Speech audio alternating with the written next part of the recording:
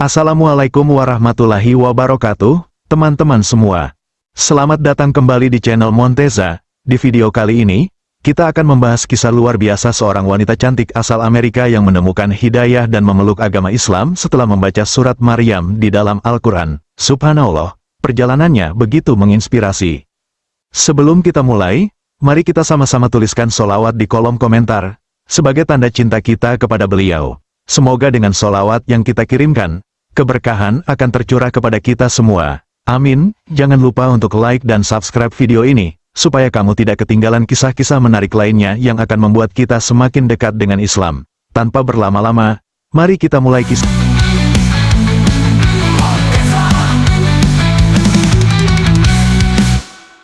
Namanya adalah Laticia, seorang wanita cantik asal Amerika Serikat yang berusia 29 tahun.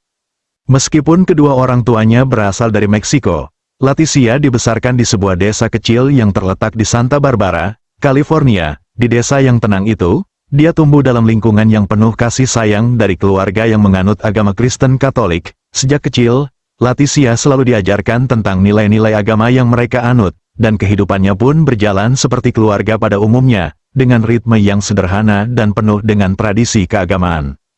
Namun, meskipun hidup dalam lingkungan yang erat dengan agama Katolik, hati Laticia selalu merasa ada sesuatu yang kurang. Dia merasa ada pencarian yang belum terjawab, sebuah kekosongan yang belum bisa diisi meski sudah banyak hal yang dicoba. Inilah yang akhirnya membawa Laticia pada perjalanan spiritual yang luar biasa, sebuah perjalanan yang dimulai dengan sebuah kitab yang tak terduga, yaitu Al-Quran. Di usianya yang ke-13 tahun, Laticia mulai merasakan ketidakpuasan yang mendalam terhadap ajaran Katolik yang diajarkan oleh keluarganya. Baginya, banyak hal yang tidak masuk akal, dan rasa penasarannya semakin tumbuh.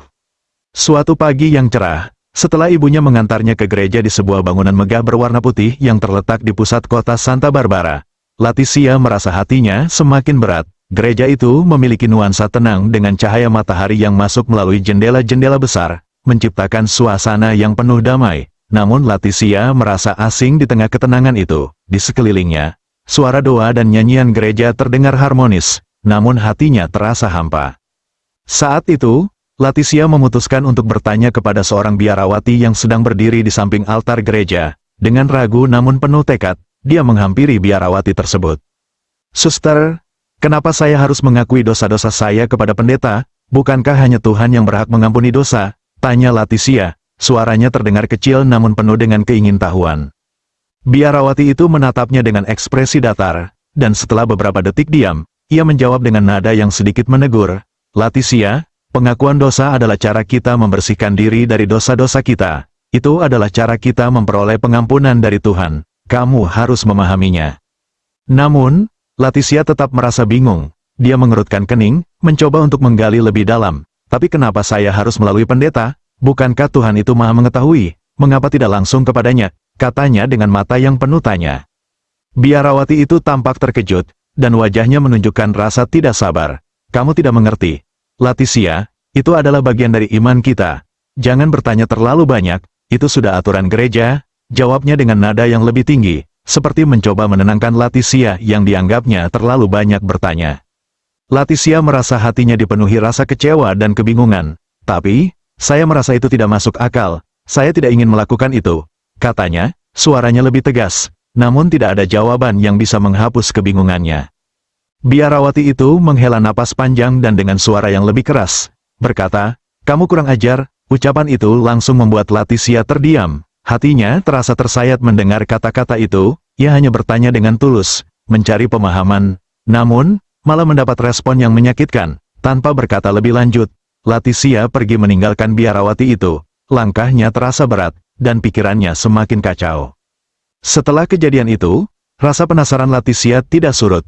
Beberapa waktu kemudian, dia berusaha bertanya kepada seorang pendeta yang duduk di dekat meja pengakuan dosa, di ruang gereja yang lebih sepi dan tenang. Tempat itu dihiasi dengan gambar-gambar santo yang tampak suci dan cahaya lilin yang remang-remang. Di sana, suasana terasa lebih intim. Namun Laticia merasa semakin tidak puas dengan ajaran yang ada di sekitar gereja itu.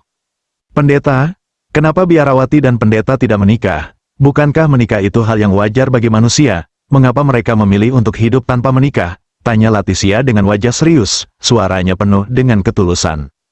Pendeta itu tampak terkejut dan sedikit ragu. Seakan tidak siap dengan pertanyaan tersebut, ia mengalihkan pandangannya sejenak, lalu menjawab dengan suara berat, "Leticia, itu adalah panggilan hidup yang kami pilih. Kami mengabdikan diri sepenuhnya kepada Tuhan dan gereja." Leticia tetap tidak merasa puas. "Tapi kenapa? Menikah itu kan hal alami, bukan?" Ia bertanya lagi, mencoba memahami alasan di balik pilihan hidup itu. Pendeta itu mulai kehilangan kesabaran, wajahnya berubah tegang, dan suaranya semakin keras. "Leticia, kamu terlalu nakal dan keras kepala. Kamu tidak mengerti tentang panggilan hidup kami. Itu adalah keputusan yang sudah kami pilih sejak lama." Leticia merasa disalahpahami dan hatinya semakin hancur.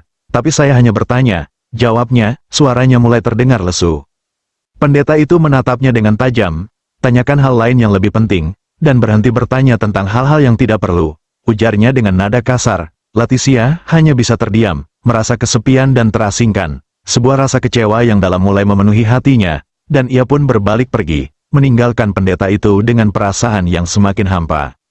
Kecewa dengan jawaban yang tidak memuaskan dan respon yang semakin menjauhkan dirinya dari ajaran yang selama ini diikuti, Leticia mulai merasa bahwa ajaran Katolik bukanlah jalan yang ingin ia tempuh.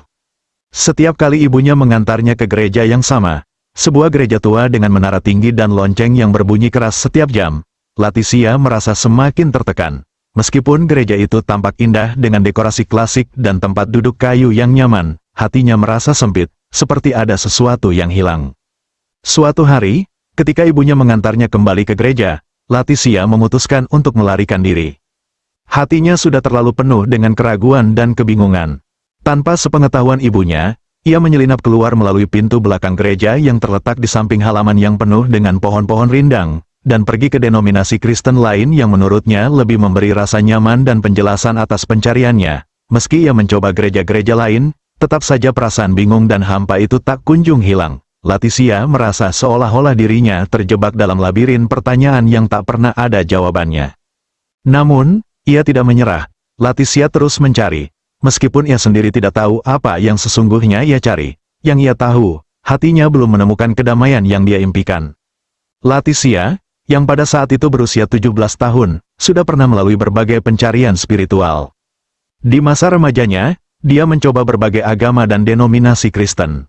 Dia pernah menjadi pengikut Pentakosta, kemudian berpindah ke Saksi Yehova, melanjutkan dengan bergabung dengan Gereja Kristus. Namun, setiap kali dia merasa menemukan jawaban, hatinya selalu merasa kosong dan tidak puas. Hingga akhirnya, pada usia 17 tahun, Leticia mendapat kesempatan untuk melanjutkan pendidikan ke Universitas San Francisco, sebuah kota yang terkenal dengan keragaman budaya dan agama. Di sana, dia bertemu dengan banyak orang dari berbagai latar belakang. Suatu hari, di tengah kampus yang ramai dengan mahasiswa dari berbagai penjuru dunia, Leticia bertemu dengan seorang wanita yang sangat berbeda dari kebanyakan orang yang dia temui sebelumnya. Wanita itu mengenakan kerudung, sebuah penutup kepala yang bagi Leticia belum pernah ia lihat begitu jelas sebelumnya. Leticia yang selalu penasaran dengan hal-hal baru, mendekati wanita itu dengan perasaan campur aduk. "Hai," sapa Leticia dengan nada ramah. "Aku lihat kamu memakai penutup kepala itu. Apakah kamu punya penyakit kanker? Apakah kamu memakai itu untuk menutupi kepala botakmu?" tanyanya, penuh rasa ingin tahu. Wanita itu tersenyum lembut, tidak merasa tersinggung dengan pertanyaan yang jujur namun kurang bijaksana dari Leticia. "Oh, tidak," jawabnya dengan tenang. "Saya tidak memiliki penyakit kanker. Dan saya tidak menutupi kepala saya karena itu. Ini namanya kerudung, dan saya adalah seorang Muslim. Dalam agama Islam, kami diajarkan untuk menutup aurat sebagai bentuk penghormatan kepada diri sendiri dan sebagai tanda kesederhanaan." Leticia sedikit terkejut. Dia belum pernah mendengar penjelasan seperti itu sebelumnya. "Islam?" ulangnya, berusaha mencerna kata-kata itu. "Aku belum pernah bertemu dengan seorang Muslim sebelumnya. Aku hanya mendengar hal-hal buruk tentang mereka. Aku selalu berpikir kalau orang-orang Syiah itu yang melukai diri mereka sendiri adalah orang Islam." Wanita itu mengangguk pelan, tidak tampak marah dengan anggapan Leticia yang salah. "Saya mengerti kenapa kamu bisa berpikir seperti itu, Leticia. Namun, itu adalah kesalahpahaman besar. Orang-orang yang melukai diri mereka dalam kelompok tertentu bukanlah representasi dari Islam. Mereka bukanlah ajaran yang saya anut." Jelasnya dengan lembut. "Islam adalah agama yang mengajarkan perdamaian, kasih sayang, dan penghormatan terhadap sesama." Leticia mulai merasakan sesuatu yang berbeda dari cara wanita itu menjelaskan. Terkadang, Leticia merasa bahwa pencariannya selama ini tidak pernah benar-benar memberikan jawaban yang memuaskan. Tertarik dengan penjelasan yang diberikan, dia bertanya lebih lanjut, "Jadi, apa sebenarnya ajaran Islam? Bagaimana kamu bisa begitu yakin dengan agama ini?" Wanita itu tersenyum hangat, lalu mengeluarkan sebuah Al-Quran kecil dari tasnya dan beberapa buku yang tampak lebih tebal. Islam mengajarkan bahwa kita semua adalah ciptaan Tuhan yang harus saling menghormati. Al-Quran adalah kitab suci umat Islam, dan di dalamnya ada petunjuk hidup yang sangat jelas dan penuh dengan kebijaksanaan. Ini adalah salah satu buku yang bisa memberikan kamu gambaran tentang ajaran Islam yang sebenarnya. Dia memberikan Al-Quran dan buku-buku itu kepada Leticia dengan penuh harapan. Leticia terkejut, memegang Al-Quran yang diberikan wanita itu dengan hati-hati. Aku tidak tahu kalau Islam itu begitu dalam," ujarnya perlahan, matanya terbuka lebar. "Aku pikir Islam itu penuh kekerasan. Tapi ini berbeda, ini penuh dengan kedamaian." Suasana hati Leticia mulai berubah. Seiring dengan keinginannya untuk mengetahui lebih banyak, suasana kampus di sekitar mereka terlihat sibuk, dengan mahasiswa yang berlalu lalang, berbincang dengan teman-teman mereka. Namun Leticia hanya fokus pada buku-buku yang ada di tangannya. Waktu seperti berhenti sejenak baginya, dan dia merasa seakan-akan menemukan sebuah kunci yang bisa membuka pintu-pintu pemahamannya. Wanita itu melihat Leticia dengan penuh perhatian. "Saya tahu kamu mungkin merasa bingung, tidak apa-apa. Proses belajar itu tidak bisa terburu-buru," katanya dengan sabar. "Bacalah Al-Quran ini dengan hati yang terbuka. Jika ada pertanyaan, saya di sini untuk menjelaskan. Islam itu adalah agama yang indah, yang mengajarkan kita untuk hidup dengan penuh kasih sayang dan kedamaian." Leticia memandang wanita itu dengan rasa terima kasih yang dalam. "Terima kasih banyak. Aku benar-benar ingin belajar lebih banyak tentang ini. Aku merasa seperti menemukan sesuatu yang hilang selama ini," jawabnya. Suara Leticia terdengar lebih ringan, seolah beban yang dia rasakan selama ini mulai terangkat. Wanita itu mengangguk. "Semoga perjalananmu ini penuh dengan petunjuk yang baik, Leticia. Semoga kamu menemukan kedamaian yang kamu cari." Leticia mengangguk, dan meskipun dia merasa ada banyak hal yang masih harus dipelajari, hatinya sudah mulai merasa lebih tenang. Di tengah hiruk-pikuk kampus yang sibuk, di bawah pohon rindang yang menghadap ke bangunan-bangunan modern kampus, Leticia merasa untuk pertama kalinya bahwa pencariannya selama ini mungkin akan membawa dia ke jalan yang benar. Perasaan ini begitu kuat, seperti sebuah harapan baru yang lahir dalam hatinya. Saat dia berjalan kembali menuju asramanya, Al-Quran kecil itu masih ada di tangannya, dan perasaan campur aduk masih menyelimuti hatinya. Dia merasa bingung, terkejut, tapi juga sangat penasaran. Leticia tahu bahwa ini adalah awal dari sebuah perjalanan baru, sebuah pencarian yang lebih mendalam. Namun, yang lebih penting, dia merasa bahwa dia sedang berada di jalan yang benar, sebuah jalan yang membawa ketenangan dan jawaban yang selama ini dia cari. Sejak hari itu, Leticia mulai meluangkan waktu untuk membaca Al-Quran yang diberikan wanita tersebut. Setiap kali dia membuka halaman demi halaman, ada sesuatu yang menyentuh hatinya. Setiap ayat seolah berbicara langsung kepadanya, memberinya kedamaian dan kebijaksanaan yang tak pernah ia rasakan sebelumnya. Leticia merasa seolah-olah mulai melihat dunia dengan cara yang berbeda, dan untuk pertama kalinya, dia merasa hatinya terbuka lebar untuk menerima kebenaran yang dia temui dalam Islam. Setelah beberapa minggu bertemu dengan teman muslimahnya, Leticia mulai merasa semakin dekat dengan Islam. Temannya itu, seorang wanita berhijab yang baik hati, tidak langsung mengabulkan permintaan Leticia untuk masuk Islam. Sebaliknya, dia memberikan nasihat yang sangat bijaksana. "Leticia," kata temannya itu dengan lembut, "teruslah membaca Al-Quran, jangan terburu-buru, pahami dulu ajaran Islam secara mendalam. Hanya dengan pemahaman yang kuat, kamu akan merasa yakin dengan keputusanmu." Leticia menerima saran temannya dengan hati terbuka. Setiap malam, setelah kelas dan aktivitas kampus, ia meluangkan waktu untuk membaca Al-Quran, halaman demi halaman, ayat demi ayat. Ia coba untuk menyelami makna yang terkandung di dalamnya. Hatinya semakin tenang, meskipun banyak pertanyaan yang masih menggelitik pikirannya. Suatu malam, saat Leticia membaca surat Maryam, ia merasa seolah-olah mata hatinya terbuka. Surat itu berbicara banyak tentang wanita, terutama mengenai kisah Maryam, Maria, ibu dari Nabi Isa, Yesus. Betapa besar penghormatan dan kemuliaan yang diberikan kepada wanita dalam Islam. Leticia merasakan seolah-olah ayat-ayat itu berbicara langsung kepadanya, mengungkapkan betapa Islam sangat menghargai peran wanita. Sebuah pemahaman baru muncul di hatinya, dan sebuah perasaan damai mengalir begitu saja. Laticia menutup Al-Quran dengan perlahan, hatinya berbicara tanpa bisa ia tahan. Inilah yang aku cari selama ini. Islam memuliakan wanita, memberi mereka hak yang sejajar dengan laki-laki. Aku ingin menjadi bagian dari agama ini. Laticia tahu bahwa ia tidak bisa menunggu lebih lama lagi untuk memeluk Islam. Ia ingin berserah diri sepenuhnya kepada Allah. Keesokan harinya, Laticia kembali menemui temannya yang muslimah di kampus. Aku telah memutuskan, katanya dengan suara yang lebih mantap, aku ingin menjadi seorang muslim, aku ingin bersyahadat. Temannya itu menatapnya dengan mata penuh kehangatan. Laticia, aku sangat senang mendengarnya, tapi ingat, ini bukan sekadar keputusan yang diambil dengan terburu-buru, kamu harus yakin dan siap dengan segala perubahan yang akan datang dalam hidupmu. Laticia mengangguk mantap, aku sudah yakin, aku merasa hatiku akhirnya menemukan kedamaian, aku tahu ini adalah jalan yang benar. Akhirnya, setelah melalui proses panjang membaca, merenung, dan memantapkan hati, Laticia mengucapkan dua kalimat syahadat.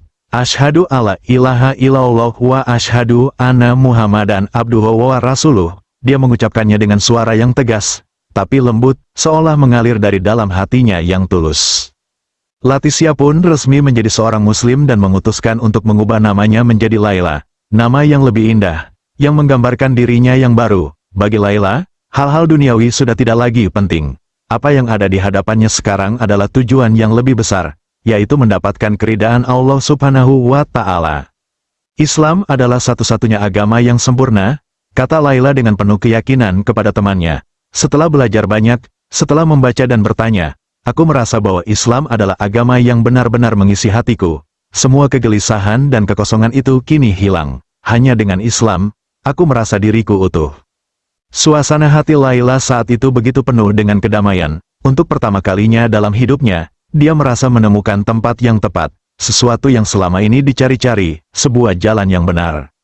Namun, meski hatinya sudah penuh dengan kebahagiaan, ada satu kegelisahan yang masih menghantui Laila, itu adalah keluarganya. Dia tahu, meyakinkan orang tuanya bahwa ia telah menjadi seorang muslim bukanlah hal yang mudah. Dia khawatir mereka tidak akan menerima keputusan besar ini.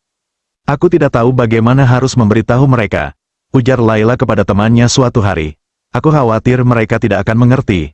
Mereka selalu mengajarkan aku untuk percaya pada agama mereka, dan sekarang aku harus mengatakan bahwa aku telah memeluk agama yang berbeda.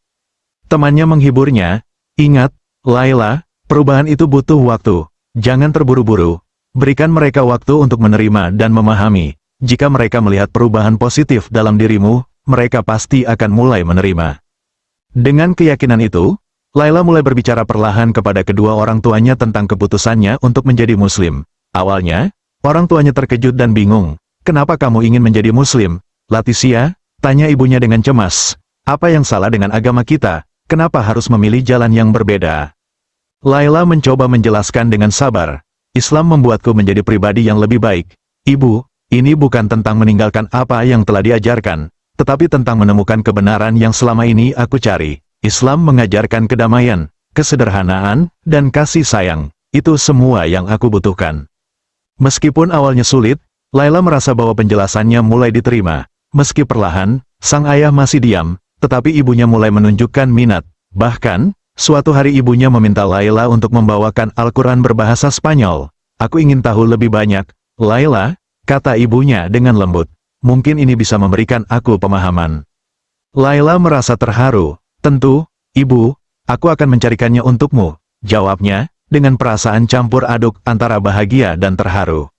Hari demi hari, perubahan positif semakin terlihat. Suatu sore ketika Laila sedang melakukan sholat, ibunya duduk di sampingnya, memperhatikan dengan seksama. Tanpa berkata apa-apa, ibunya terlihat begitu tenang, seolah ikut merasakan kedamaian yang Laila rasakan dalam sholat. Laila merasa bahwa ini adalah momen yang sangat berarti. Ibu, terima kasih, bisiknya dalam hati, meski tak bisa mengungkapkan kata-kata itu secara langsung. Seiring berjalannya waktu, ibunya semakin tertarik dengan ajaran Islam. Mereka sering berdiskusi bersama tentang nilai-nilai yang ada dalam Al-Quran, dan ibunya semakin memahami mengapa Laila memilih jalan ini. Sang ayah, meskipun lebih diam, akhirnya mengakui bahwa perubahan pada Laila sangat positif. Kamu lebih tenang, lebih sabar, dan lebih menghargai keluarga, ujarnya suatu hari. Aku tak tahu banyak tentang agama Islam, tapi aku melihat perubahan baik padamu. Laila merasa hatinya dipenuhi rasa syukur yang luar biasa. Terima kasih, Allah. Doa Laila dalam hati setiap kali ia melihat perubahan yang terjadi pada keluarganya. Aku tidak pernah membayangkan bisa membawa mereka lebih dekat kepadamu. Bagi Laila, perjalanan ini bukanlah akhir, melainkan awal dari sebuah hidup baru yang penuh dengan harapan dan kedamaian. Dari semua agama yang pernah ia anut, hanya Islam yang memberikan ketenangan sejati. Dan meskipun masih banyak hal yang harus ia pelajari, Laila yakin bahwa langkah kecil yang ia ambil hari ini adalah langkah yang benar menuju kehidupan yang lebih baik, dunia dan akhirat.